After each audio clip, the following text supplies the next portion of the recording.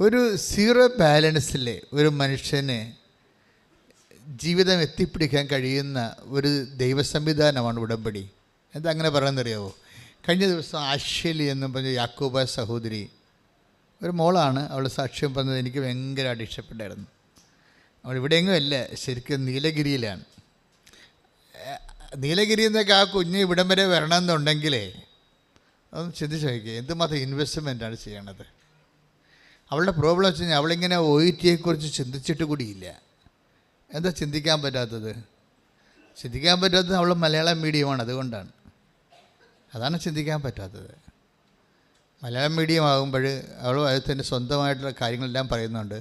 എനിക്ക് ഗ്രാമറുണ്ട്, മിസ്റ്റേക്കുണ്ട്, അവർ സംസാരിക്കുന്നതനുസരിച്ച് സംസാരിക്കാൻ ബുദ്ധിമുട്ടുണ്ട്. പക്ഷേ ഈ സാക്ഷ്യങ്ങളെല്ലാം കേട്ടപ്പോൾ അവർക്കൊരു സ്വപ്നം രൂപപ്പെട്ട് വരും.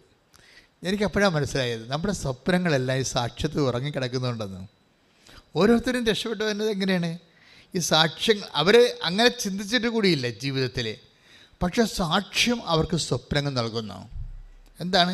ഇക്കാലത്തെ മനുഷ്യർക്ക് മറ്റു മനുഷ്യരുടെ അനുഭവങ്ങൾ കേൾക്കുമ്പോൾ അവർക്ക് അതുപോലെ കർത്താവ് ഇന്നും ജീവിക്കുന്നു, കർത്താവ് എൻ്റെ ജീവിതത്തിലും എൻ്റെ കണ്ണീരും തുടക്കും, എന്നെയും കർത്താവ് ഉയർത്തും എന്ന്. അപ്പോൾ ഈ ഒന്നാമത്തെ ഒരു ഉടമ്പടി വർക്ക് ചെയ്യുമ്പോൾ തന്നെ തുടങ്ങുമ്പോൾ തന്നെ ഞങ്ങൾ പറയണത് ഇത് വർക്ക് ചെയ്യേണ്ടത് നോട്ട് ബൈ മെറിറ്റിലാണെന്ന് പറയും. എനിക്കതിൻ്റെ അർത്ഥമൊന്നും ആദ്യം അറിയാൻ പാടില്ലായിരുന്നു. ഇപ്പോൾ ഈ സാക്ഷ്യങ്ങളൊക്കെ ആൾക്കാരെ പറയാൻ തുടങ്ങിയപ്പോഴൊക്കെ മനസ്സിലായത് ഈ നോട്ട് ബൈ മെറിറ്റ് എന്തുമാത്രം ആഴമാണെന്ന്. മനുഷ്യൻ്റെ മുഴുവൻ പ്രശ്നം അതാണല്ലോ, മെറിറ്റ് ഇല്ലാത്തതാണല്ലോ. നമ്മുടെ യോഗ്യത കൊണ്ടല്ല, കർത്താവിൻ്റെ കൃപ കൊണ്ടാണ്. അത് പറയുമ്പോൾ ഈസിയാണ്, പക്ഷെ അതൊരു ജീവിതമാണ്, ഒരു ജീവിത സാകല്യമാണ്. Not by merit. ഇവിടെ എല്ലാം നഷ്ടക്കൊടാലി ആയിരിക്കുന്നത് മെറിറ്റിൻ്റെ അടിസ്ഥാനത്തിലാണ്. പക്ഷെ ഒരു മനുഷ്യൻ മെറിറ്റ് ഇല്ലെങ്കിൽ അവർ ഒന്നും അല്ലെന്നാണ് ലോകം പറയണത്. പക്ഷെ ഒരു മനുഷ്യൻ മെറിറ്റില്ല, യോഗ്യത ഇല്ലെങ്കിൽ അവരെ എല്ലാം ആക്കാമെന്നാണ് കർത്താവ് നൽകുന്ന പ്രത്യാശ വാഗ്ദാനം. കൈയടിച്ച് കർത്താവ്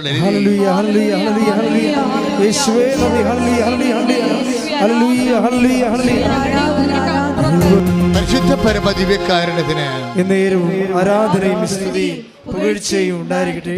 ഇടിച്ചുകുത്തി പറ, പരിശുദ്ധ പരമദിവ്യകാരുണ്യത്തിന് എന്നേരവും ആരാധനയും സ്തുതിയും പുകഴ്ചയും ഉണ്ടായിരിക്കട്ടെ. എൻ്റെ പ്രിയപ്പെട്ടവരെ, എന്നേരവും ആരാധനയും സ്തുതിയും പുകഴ്ചയും ഉണ്ടായിരിക്കട്ടെ എന്ന് പറയുന്നത് ആരാണെന്നറിയാമോ? കെറൂബുകളാണ്. കർത്താവിൻ്റെ സന്നിധി നിൽക്കുന്ന ലക്ഷോപലക്ഷം കെറൂബുകളെ അവിടെ ചിറകടിച്ചുകൊണ്ട് പെരുവെള്ളത്തിൻ്റെ ഇരച്ചിൽ പോലെ മുഴക്കുന്ന ദൈവത്തിൻ്റെ മഹത്വമാണ്. എന്നേരവും ആരാധനയും സ്തുതിയും പുകഴ്ചയും ഉണ്ടായിരിക്കട്ടെ. സ്തുതികട്ടെ, സ്തുതികട്ടെ.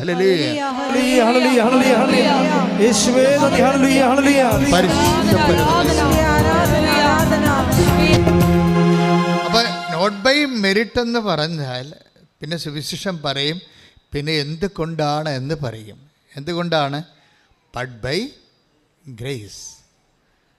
നിങ്ങളുടെ യോഗ്യത കൊണ്ടല്ല, പിന്നെ ദൈവത്തിൻ്റെ കൃപ കൊണ്ട്. അതാണ് വിഷയം. പിന്നെ നമ്മുടെ മുമ്പിലുള്ള ഒരു ഓപ്ഷൻ അല്ലെങ്കിൽ ചാലഞ്ച് എന്താണ്? നമ്മുടെ യോഗ്യത അല്ലെങ്കിൽ പിന്നെ ദൈവത്തിൻ്റെ കൃപയാണല്ലോ. ഈ കൃപയാണ് ഉടമ്പടി ടാർഗറ്റ് ചെയ്യണത്. It is not blessing. എപ്പോഴും പറയാം അല്ലേ, അച്ഛൻ എപ്പോഴും പറയും നോട്ട് ബ്ലെസ്സിങ്. ബ്ലെസ്സിങ് അല്ല, ഒരു അനുഗ്രഹമല്ല ഉടമ്പടി ലക്ഷ്യം വെക്കുന്നത്. പിന്നെ എന്താണ്? കൃപ. The power of God. The power of God ദൈവത്തിൻ്റെ ശക്തിയാണ്. അപ്പോൾ ദൈവത്തിൻ്റെ ശക്തി ഡൗൺലോഡ് ചെയ്യേണ്ട ഒരു സാഹചര്യം, അത് എങ്ങനെയാണ് ദൈവത്തിൻ്റെ ശക്തി നമ്മളിലേക്ക് ആവസിപ്പിക്കുന്നത്? അതാണ് പ്രക്രിയയാണ് ഉടമ്പടിയിലുള്ള അഭ്യാസങ്ങളെല്ലാം. മനസ്സിലാകുന്നുണ്ടോ അച്ഛൻ പറയുന്നത്? അതായത് നോട്ട് ബൈ മെറിറ്റിലാണ് വർക്ക് ചെയ്യേണ്ടത്. അത് Ephesians 2:8 ഒരു ബേസിക് വേർഡ്. ഓരോ ഉടമ്പടി ധ്യാനത്തിൽ ഞാനിത് ആവർത്തിക്കും, കാര്യം ഇതിൻ്റെ ഫൗണ്ടേഷനാണ്. Not by merit but by grace. ദൈവത്തിൻ്റെ, നമ്മുടെ യോഗ്യത കൊണ്ടല്ല, ദൈവത്തിൻ്റെ കൃപ കൊണ്ട്. കൃപ കൊണ്ടാണെങ്കിൽ നമ്മൾ പിന്നെ എന്തിനാണ് ഉന്നം വെക്കണത്? കൃപയല്ലേ. കൃപയെ ഉന്നം വെക്കുമ്പോൾ നമ്മൾ അറിയണം ബേസിക്കായിട്ട് വാട്ട് ഇസ് ഇറ്റ്? കൃപ ദ പവർ ഓഫ് ഗോഡ്. ദൈവത്തിൻ്റെ ശക്തിയാണ്. ശക്തിയുടെ ഇഫക്റ്റാണ് അനുഗ്രഹങ്ങളെന്ന് പറയണത്. നമുക്ക് വേണ്ടത് ഇഫക്റ്റല്ല വേണ്ടത്, നമുക്ക് അത് അനുഗ്രഹം തന്നെ, കൃപ തന്നെയാണ്, ദൈവത്തിൻ്റെ ശക്തി തന്നെയാണ്. അപ്പോൾ ദൈവത്തിൻ്റെ ശക്തി ആണ് നമുക്ക്, അതാണ് ദൈവത്തിൻ്റെ ശക്തി. അപ്പോൾ ബ്രദർ എന്താ പാടിയത്? ബലഹീനതയിൽ പാടിച്ച് പഠിച്ച് ശ്രുതികട്ടെ. ഹല്ലേലൂയ, ഹല്ലേലൂയ, ഹല്ലേലൂയ, ഹല്ലേലൂയ, ഹല്ലേലൂയ. യേശുവേ നന്ദി. ഹല്ലേലൂയ, ഹല്ലേലൂയ. ഈ ദൈവത്തിൻ്റെ കൃപ എന്ന് പറയുന്നത് ദൈവത്തിൻ്റെ ശക്തി തന്നെയാണ്. 2 കൊരിന്ത്യർ 12:9. അപ്പോൾ ദൈവത്തിൻ്റെ ശക്തി ആണ് ബലം. ഈ ബലം എങ്ങനെ നമുക്ക് ലഭിക്കണത്? നമ്മുടെ ബലഹീനതയാണ് എൻ്റെ ആസ്തി എന്ന് പറയുന്നത്. മനസ്സിലായില്ലേ? ഇതാണ് സുവിശേഷവും ലോകവും തമ്മിലുള്ള വ്യത്യാസം. നമ്മളുടെ സുവിശേഷത്തിലെ ആസ്തി ബലമല്ല, ലോകത്തിലെ ആസ്തി ബലമാണ്. ലോകത്തിലെ ആസ്തി ഭദ്രത എന്ന് പറയുന്നത് എന്താണ്? പണം, അല്ല, ആരോഗ്യം, സൗന്ദര്യം, വിദ്യാഭ്യാസം. ആസ്തി ഭദ്രത, ബലം എന്ന് പറയുന്നത് എന്താണ്? ഭൗതിക ആനുകൂല്യങ്ങളെല്ലാം ആസ്തി ഭദ്രതയാണ്. പക്ഷേ സുവിശേഷത്തിലെ ആത്മീയതയിൽ വരുമ്പോൾ എന്താ പറയണത്? നമ്മുടെ ആസ്തി ഭദ്രത എന്ന് പറയണത് ബലമല്ല, ബലഹീനതയാണ്, ഡീമെരിറ്റ്സുകളാണ്. ഈ ഡീമെരിറ്റ്സ്, അയോഗ്യതകളെ ഇത്രയും അഭിഷേകമാക്കി മാറ്റുന്ന ഏറ്റവും സൂപ്പർ ദൈവിക പദ്ധതിയാണ് ഉടമ്പടി എന്ന് പറയുന്നത്. അതുകൊണ്ട് തന്നെ ടെക്നിക്കലായിട്ടിത് മനസ്സിലാക്കിയിട്ടാണ് ഇതിൻ്റെ അകത്ത് ഇൻവെസ്റ്റ് ചെയ്യേണ്ടത്. അല്ലെന്നുണ്ടെങ്കിൽ യൂദാസ് പുണ്യാളൻ്റെ പെട്ടിക്കൊണ്ടുപോയി അപേക്ഷ കത്തിടുന്ന പോലെ വരും സംഭവം.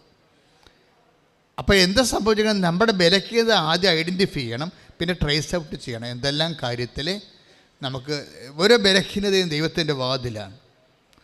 നിൻ്റെ ബലഹീനത എന്താണ്? പണപരമായ ബലഹീനത ഉണ്ട്. ഇപ്പോൾ ആഷിലി എന്താ പറയണത്? അവളുടെ ബലഹീനത എന്താണ്? ഞാൻ മലയാളം മീഡിയത്തിൽ പഠിച്ചതാണ്, അതാണ് സംഭവം, അതാണ് അവളുടെ ബലഹീനത. അപ്പോൾ അതുകൊണ്ട് എനിക്ക് ഇങ്ങനെയുള്ള കാര്യങ്ങളൊന്നും ആശിക്കാനോ ആഗ്രഹിക്കാനോ ഒന്നും പറ്റത്തില്ല. പക്ഷേ ഞാൻ കർത്താവിൽ ആശ്രയിക്കും. എനിക്ക് ഇവിടം വരെ നീലഗിരിന്ന ഒരൊറ്റക്ക് വരണ്ടേ ഇവിടം വരെ. അപ്പോൾ ആ കസിൻ ചേച്ചി പറഞ്ഞപ്പോഴാണ് ഇങ്ങനെ ഒരു സംഭവം ഉണ്ടെന്നൊക്കെ അറിയണത്. പക്ഷെ അറിഞ്ഞ ഉടനെ അവൾക്ക് അഭിഷേകം കിട്ടി. എന്താണ്? ഇത് നിൻ്റെ സ്ഥലമാണ്, നീ വന്ന് എത്തേണ്ട സ്ഥലമാണ്. അത് എപ്പോഴും ഓർക്കണം. ഇവിടെ വന്നിരിക്കുന്ന ആൾക്കാരൊക്കെ ഓർക്കണം, ഓൺലൈൻ എന്നെ കേൾക്കുന്നവർ ഓർക്കണം. നിങ്ങൾ വന്ന് എത്തേണ്ട സ്ഥലത്താണ് ദൈവം നിങ്ങൾ എത്തിച്ചിരിക്കുന്നത്. കൈ ഇടിച്ച് കർത്താവിനെ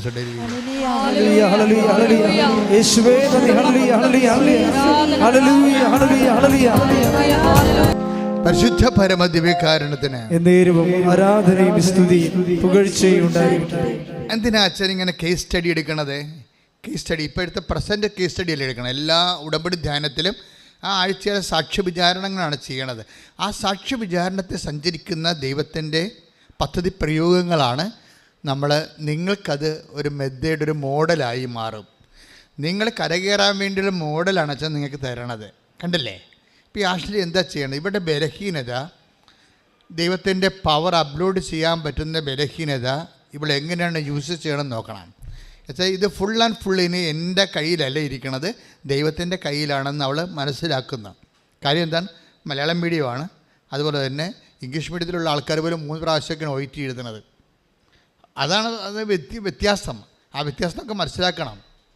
കാര്യം മൊഡ്യൂൾസിന് എല്ലാ മൊഡ്യൂൾസും ചിലപ്പോൾ ഹൈ 5 ആയിട്ട് പോകുന്നവർക്ക് ചിലപ്പോൾ എല്ലാ മൊഡ്യൂൾസും ചിലപ്പോൾ അവർ കർവ് ചെയ്യായിരിക്കും. പക്ഷേ ഇംഗ്ലീഷ് മീഡിയം ആൾക്കാർ പോലും ഒരു 2-3 പ്രാവശ്യമൊക്കെ OIT എഴുതുമ്പോഴാണ് എല്ലാ മൊഡ്യൂൾസൊക്കെ ഒത്തു വരണത്. അപ്പോൾ ആ സമയത്ത് മലയാളം മീഡിയത്തിൻ്റെ കാര്യം ഭയങ്കര കഷ്ടമല്ലേ. പക്ഷേ അവൾക്ക് എന്തുകൊണ്ട് കോൺഫിഡൻസ് എന്താണെന്ന് വെച്ച് കഴിഞ്ഞാൽ not by merit but by grace കർത്താവ് ഇത് വർക്ക് ചെയ്യുമെന്നുള്ളപ്പോൾ അവളുടെ മനസ്സിരിക്കണം എന്താണ്? അവളുടെ ബലഹീനതയെ ബലം പ്രാപിക്കാനുള്ള ഒരു പാത്രമാണ്, അവസ്ഥയാണ്. നമ്മുടെ ബലഹീനത എന്ന് പറഞ്ഞാൽ എന്താണ്? ഇപ്പോൾ എന്താ ബലഹീനത എന്ന് ഉദ്ദേശിക്കുന്നത്? എന്താണ്? കുറവ്, ഏതെങ്കിലും വിധത്തിലുള്ള നമ്മുടെ കുറവാണ്. ചിലപ്പോൾ പണപരമായ കുറവായിരിക്കാം, ചിലപ്പോൾ വിദ്യാഭ്യാസ കുറവായിരിക്കാം, ആരോഗ്യമായ കുറവായിരിക്കാം. ഇപ്പം ഞാനൊക്കെ രക്ഷപ്പെട്ട് നിൽക്കുന്നത് ആരോഗ്യമായ കുറവിലല്ലേ. ആരോഗ്യമായ കുറവിൽ 4 രോഗങ്ങളുണ്ടെന്ന് ഞാൻ പറഞ്ഞിട്ടുണ്ടല്ലോ. സെക്യൂനായാൽ ഇൻ്റർവ്യൂ പറഞ്ഞിട്ടില്ലേ 4 രോഗങ്ങളുണ്ട്. എത്രയോ വർഷങ്ങൾ കൊണ്ടു നടക്കുന്നതാണ്. അതെല്ലാം ഈ ബലം പ്രാപിക്കാനുള്ള ഒരു വിഷയമായിട്ട് എപ്പോഴും സമർപ്പിച്ചുകൊണ്ടേയിരിക്കുകയാണ്. അത് സൗഖ്യപ്പെടണമെന്ന് അല്ലെങ്കിൽ രക്ഷപ്പെടണമെന്ന് ഞാൻ ഒരിക്കലും ആഗ്രഹിച്ചിട്ടില്ല. എന്താ കാര്യം? കർത്താവിൻ്റെ ആഗ്രഹം മറിച്ചാണെങ്കിൽ നമുക്ക് തിരിച്ചാഗ്രഹിക്കാൻ പറ്റുമോ? കർത്താവ് നമ്മളെ ശക്തിപ്പെടുത്താൻ വേണ്ടിയുള്ള ഒരു ഇടമായിട്ടാണ് ബൈബിൾ എന്താ പറയുന്നത്? ബലഹീനതയിലാണ് ദൈവത്തിൻ്റെ ശക്തി പ്രവർത്തിക്കുന്നത്. അപ്പോൾ എന്നെ ശക്തീകരിക്കാൻ വേണ്ടി ദൈവം വെച്ചിരിക്കുന്ന അല്ലെന്ന് നമുക്ക് എങ്ങനെ തിരിച്ചറിയാൻ പറ്റും? അതുകൊണ്ട് ബുദ്ധിപരമായിട്ട് ആധ്യാത്മിക ജ്ഞാനമുള്ളവർ ഒരിക്കലും ഈ ബലഹീനതയെ ഓർത്തുകൊണ്ട് സ്തുതിക്കുകയുള്ളൂ. അതാണ് പൗലോസ് ചെയ്യണത്. ഞാൻ എൻ്റെ take the word of God സ്തുതിക്കട്ടെ. ഹല്ലേലൂയ ഹല്ലേലൂയ ഹല്ലേലൂയ ഹല്ലേലൂയ ഹല്ലേലൂയ യേശുവേ നന്ദി. ഹല്ലേലൂയ ഹല്ലേലൂയ യേശുവേ നന്ദി, യേശുവേ ആരാധന. ഹല്ലേലൂയ. 2 കൊരിന്തോസ് 12:9. 2 കൊരിന്തോസ് 12:9. ഇത് രണ്ടാമത്തെ ബേസിക് വേർഡാണ് ഉടമ്പടിയുടെ. വായിച്ചോളൂ. എന്നാൽ അവിടുന്ന് എന്നോട് അരുളി ചെയ്തു. പറഞ്ഞു ഏറ്റു പറഞ്ഞ്. എന്നാൽ അവിടുന്ന് എന്നോട് അരുളി ചെയ്തു. നിനക്ക് എൻ്റെ കൃപ മതി. നിനക്ക് എൻ്റെ കൃപ മതി. എന്തെന്നാൽ ബലഹീനതയിലാണ് എൻ്റെ ശക്തി പൂർണ്ണമായി പ്രകടമാകുന്നത്. അടുത്ത വായിച്ചു. ക്രിസ്തുവിന്റെ ശക്തി എന്റെ മേൽ ആവസിക്കേണ്ടതിന് ഞാൻ പൂർവാധികം സന്തോഷത്തോടെ എന്റെ ബലഹീനതയെ കുറിച്ച് പ്രശംസിക്കും. അതാണ് വിഷയം. ഇപ്പം എന്തെങ്കിലും ഒരു ഡീമെറിറ്റ്സ് വന്നാൽ അത് നമുക്ക് പ്രൈസ് ആൻഡ് വർഷിപ്പിൻ്റെ ഭാഗമാക്കി മാറ്റണം. മനസ്സിലായില്ലേ? എന്തെങ്കിലും ഡീമെറിറ്റ്സ് വന്നാൽ, ഇപ്പം സൗന്ദര്യക്കുറവ് വന്ന്, ആരോഗ്യക്കുറവ് വന്ന്, സാമ്പത്തിക കുറവ് വന്ന്, വിദ്യാഭ്യാസക്കുറവ് വന്ന്, അല്ലെങ്കിൽ നിന്നെ തിരക്കാനോ നോക്കാനോ അന്വേഷിക്കാനോ നിൻ്റെ കല്യാണം ആലോചിക്കാനോ വേണ്ടപ്പെട്ട ആൾക്കാരില്ലായ്മ വന്നു, അവർ മരിച്ചുപോവുകയെല്ലാം ചെയ്ത്, എൻ്റെ മക്കളെ ആരെയും കണ്ടുകൊണ്ടല്ല ആരെയും സൃഷ്ടിച്ചിരിക്കണത്. നിങ്ങൾ വിചാരിക്കുക എൻ്റെ അപ്പനുണ്ടായിരുന്നെങ്കിൽ, എൻ്റെ ആങ്ങളെ ഉണ്ടായിരുന്നെങ്കിൽ. That is the most dangerous and nonsense word. മരിച്ചുപോയ ആൾക്കാരുണ്ടായിരുന്നെന്ന് പറഞ്ഞു കഴിഞ്ഞാൽ you are deporting the word of God. You are deporting the presence of God. നിങ്ങൾ മരിച്ചുപോയ ആൾക്കാർ നിങ്ങൾക്ക് ഇന്നുണ്ടായിരുന്നെങ്കിൽ, നിങ്ങളെ സഹായിച്ചതെന്ന് നിങ്ങൾ ഇന്ന് പറയുന്നുണ്ടെങ്കിൽ, what is actually you are doing? You are deporting the presence of God. നിങ്ങൾ ദൈവത്തിൻ്റെ സാന്നിധ്യത്തെ നിരാകരിക്കുകയാണ് ചെയ്യണത്. കൈയിടിച്ച് കർത്താവിനെ സ്തുതിക്കുക.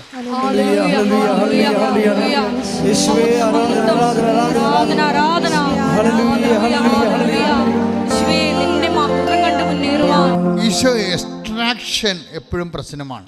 എക്സ്ട്രാക്ഷൻ ഉടമ്പടിയുടെ പ്രധാനപ്പെട്ട ഒരു അഭ്യാസമാണ്. എക്സ്ട്രാക്ഷൻ എന്ന് വെച്ച് കഴിഞ്ഞാൽ, ഇപ്പോൾ ചില ആൾക്കാർ, ചില മൂത്ത മക്കൾ വീട്ടിൽ കയറാതെ നടക്കും. അവർക്കെല്ലാം കഴിച്ച് സെറ്റിൽഡായി.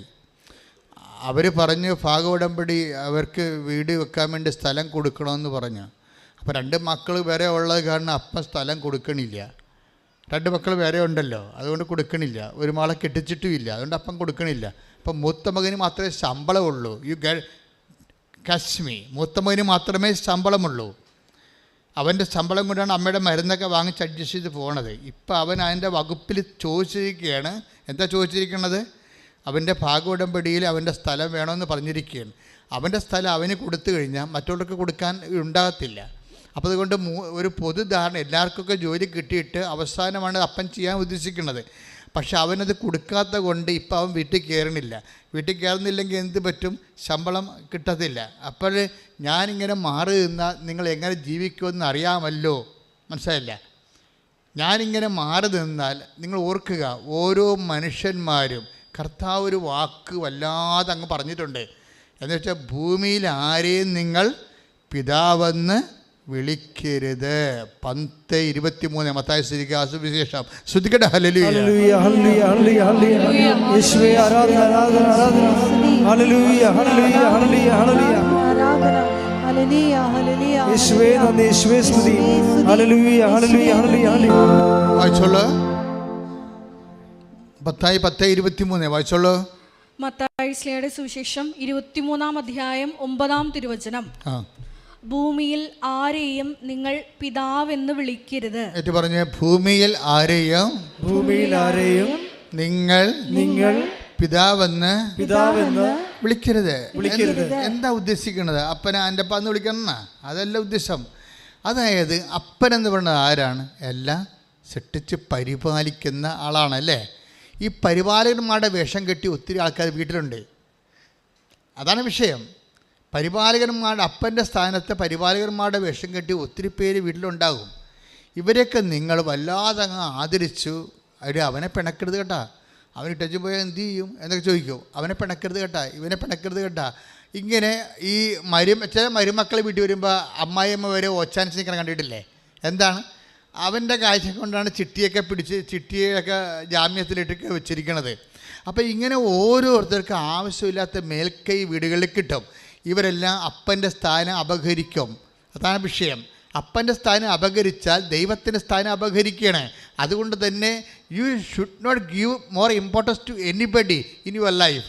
അത് ഡിസ്ട്രാക്ഷനാണിത്. മനസ്സിലായില്ലേ?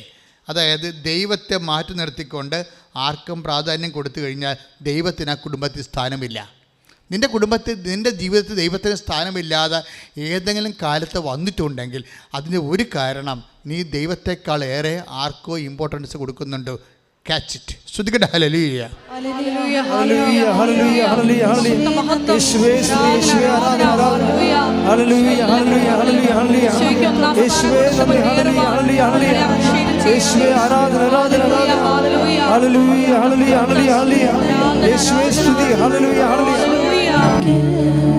പരിശുദ്ധ പരമദിവ്യകാരുണ്യത്തിന് ആരാധനയും സ്തുതിയും പുകഴ്ചയും ഉണ്ടായിരിക്കട്ടെ. എൻ്റെ മക്കളെ പ്രശ്നം എന്ന് പറയുക, ക്രിസ്തുവിൻ്റെ പവർ ഓഫ് ഗോഡിൽ ഡൗൺലോഡ് ചെയ്യണതിന് മുമ്പ് ഉണ്ടാകുന്ന ഒരു പരിസര ഒരുക്കമുണ്ടല്ലോ. ദൈവത്തിൻ്റെ ശക്തിയെക്കുറിച്ചല്ലേ നമ്മൾ ധ്യാനിക്കുന്നത്. ദൈവത്തിൻ്റെ ശക്തി വരുന്നതിന് മുമ്പ് ഒരു പരിസര ഒരുക്കമുണ്ട്. അതിലൊന്ന്, ആരെ ഭയപ്പെടണമെന്ന് ഞാൻ പറഞ്ഞു തരാം. നീ ഭയപ്പെടുന്ന ആളാണ് നിൻ്റെ ദൈവം.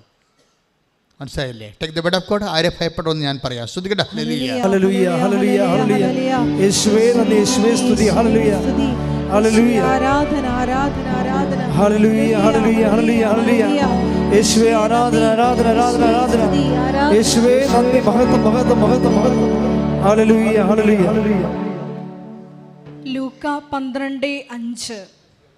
എന്നാൽ നിങ്ങൾ ആരെ ഭയപ്പെടണമെന്ന് ഞാൻ മുന്നറിയിപ്പ് തരാം. കൊന്നതിന് ശേഷം നിങ്ങളെ നരകത്തിലേക്ക് തള്ളിക്കളയാൻ അധികാരമുള്ളവനെ ഭയപ്പെടുവിൻ. വചനം ഒന്നിന് വായിച്ചേ. ലൂക്ക 12:5. 12:5. ലൂക്ക 12:5. എന്നാൽ നിങ്ങൾ ആരെ ഭയപ്പെടണമെന്ന് ഞാൻ മുന്നറിയിപ്പ് തരാം. കൊന്നതിന് ശേഷം നിങ്ങളെ നരകത്തിലേക്ക് തള്ളിക്കളയാൻ അധികാരമുള്ളവനെ ഭയപ്പെടുവിൻ. പ്രിയപ്പെട്ടവരെ, എന്ന് വെച്ച് കഴിഞ്ഞാൽ ദൈവത്തെ മാത്രം ഭയപ്പെട്ടാൽ മതിയെന്നാണ്. ദൈവത്തെ ഭയപ്പെടാതെ വേറെ ആരെങ്കിലും ഭയപ്പെടുന്നുണ്ടെങ്കിൽ ഉടമ്പടി പ്രകാരമുള്ള ശക്തി ധരിക്കാനുള്ള സാധ്യത കുറവാണ്. മനസ്സിലായില്ലേ? We are meditating about the downloading of the power of God. ദൈവത്തിൻ്റെ ശക്തി ആവശ്യിക്കുന്നതിനെക്കുറിച്ചാണ് നമ്മൾ ഇപ്പോൾ സംസാരിക്കുന്നത്. ശക്തി ആവശ്യിക്കുന്നതാണ് നമ്മുടെ ഫണ്ടമെൻ്റൽ ഒരു ഓപ്ഷൻ്റെ അകത്ത് ഉള്ളത്. ഉടമ്പടി വർക്ക് ചെയ്യേണ്ടത് അങ്ങനെയാണ്. പക്ഷേ ശക്തി ആവശ്യിക്കുന്നതിൻ്റെ തടസ്സം എന്താണ്? നമ്മുടെ ഭയപ്പാടുകളാണ്. നമ്മൾ ആർക്കോ ഓവർ ഇമ്പോർട്ടൻസ് കൊടുക്കുന്നു. ദൈവത്തിൻ്റെ സ്ഥാനത്ത്, അല്ലെങ്കിൽ അപ്പൻ്റെ സ്ഥാനത്ത്, പരിപാലകൻ്റെ സ്ഥാനത്ത് വേറെ ആൾക്കാരെ കാണുന്നു. അവിടെയാണ് അവർ ദൈവത്തിൻ്റെ സ്ഥാനം അപഹരിച്ചിരിക്കണം, നമ്മൾ അറിയുന്നില്ല. പിന്നെ അത് നമ്മുടെ ആന്തരികമായ മനസ്സിൽ വേറെ എന്തിനെയോ ഭയപ്പെടുന്നു. പക്ഷേ നീ എന്തിനാണ് ഭയപ്പെടുന്നത്? ആർക്കാണ് കൂടെ പ്രാധാന്യം കൊടുക്കുന്നത്? അത് നീ ചിന്തിക്കുക. അപ്പോൾ അത് ചിന്തിച്ചിട്ട് അങ്ങനെയുള്ള വിഷയം എലിമിനേറ്റ് ചെയ്യണം, വിട്ടുപോരാനാണ് ബൈബിൾ പറയണത്. അത് ബൈബിള് വളരെ കർക്കശമായിട്ട് പറയുന്ന ഒരു വിഷയമാണ്. നിങ്ങൾ അവരെ വിട്ടുപോരണം. Take the bed of God. 2 Corinthians 6:17. ശ്രുതികട്ടെ. ഹല്ലേലൂയ ഹല്ലേലൂയ ഹല്ലേലൂയ യേശുവേ നന്ദി, യേശുവേ സ്തുതി. ഹല്ലേലൂയ. മഹത്വം മഹത്വം ആരാധന ആരാധന. ഹല്ലേലൂയ.